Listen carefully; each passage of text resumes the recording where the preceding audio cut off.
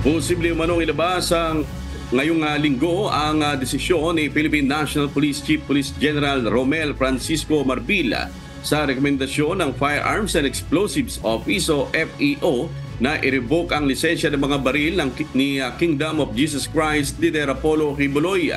Ayon kay PNP Public Information Office Chief Police Colonel Jean Fajardo, pangyayari ito kung matatapos ang ginagawang review ng legal ni Chief PNP.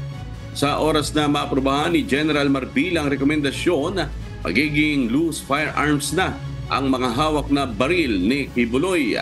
Bibigyan naman siya o ang kanyang mga kamag-anak o abogado ng 6 na buwan para isurrender sa PNP ang naturang mga baril. I don't want to preempt po yung magiging decision po ng PNP, but ang GPNP po natin ay pag-aaralan po ito. May mga legal officers po ng GPNP at malinaw naman po na may basehan po itong recommendation po ng FEO. But intayin po natin yung formal na pagpirma po ng ating GPNP, and hopefully within the week po ay lalabas po yung approved decision po ng ating GPNP.